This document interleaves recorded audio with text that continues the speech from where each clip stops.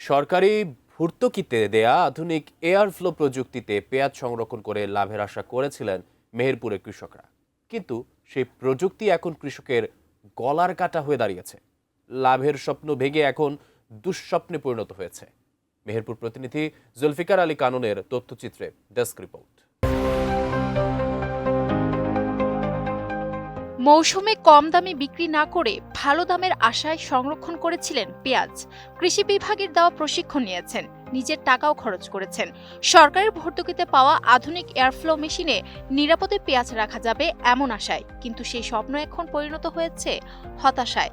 সংরক্ষিত পেঁয়াজ একের পর এক পচন ধরেছে, প্রতিদিনে বাড়ছে লোকসানের হিসাব। পেঁয়াজ উৎপাদনে স্বয়ংসম্পূর্ণতা অর্জন, আমদানি নির্ভরতা কমানো এবং কৃষকদের পেঁয়াজের ন্যায্য মূল্য নিশ্চিত করতে সরকার কৃষি সম্প্রসারণ অধিদপ্তরের DAE প্রণোদনা কর্মসূচি এবং বাংলাদেশ জলবায়ু ট্রাস্টের ফান্ডের অর্থায়নে মেহেরপুর জেলায় 210 জন কৃষককে ভর্তুকিতে এয়ারফ্লো মেশিন ও প্রশিক্ষণ প্রদান করে কৃষি বিভাগ। প্রতিটি মেশিন ও সংরক্ষণ অবকাঠামো নির্মাণে ব্যয় হয়েছে প্রায় 40,000 টাকা। এর মধ্যে সরকার দিয়েছে 27,000 টাকা, আর বাকি টাকা দিয়েছেন কৃষক।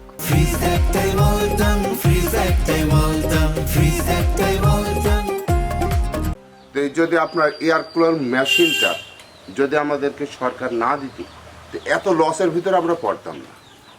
এই মেশিনটা দেওয়ার কারণে আমাদের এই লসটা হয়ে গেছে। পেঁয়াজটা 2 পয়সা হবে বলে কিন্তু আমরা সংরক্ষণ করলাম। তো 450 মন পেঁয়াজ থইলাম, 450 মন পেঁয়াজের ভিতরে পেঁয়াজ মনে করেন 230 মন মতো পেয়েছি।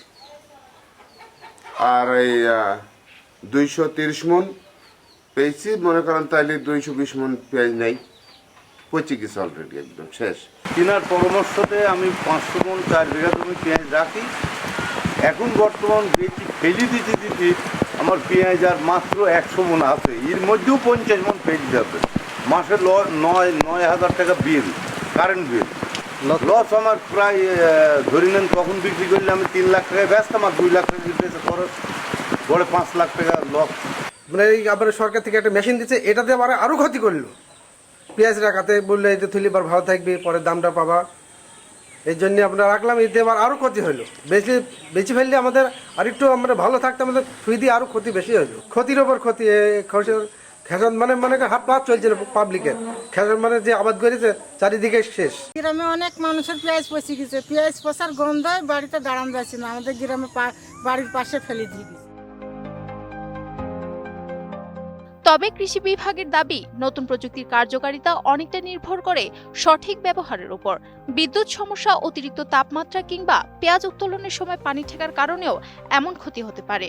সারা দেশেই পেঁয়াজের আবাদ বৃদ্ধি হয়েছে এবং যে কারণে এই উৎপাদন মৌসুম যখন হয়েছে তখন কৃষকরা তাদের মূল্য না পাওয়ার কারণে তারা এটা নানারকমভাবে সংরক্ষণের চেষ্টা করছে।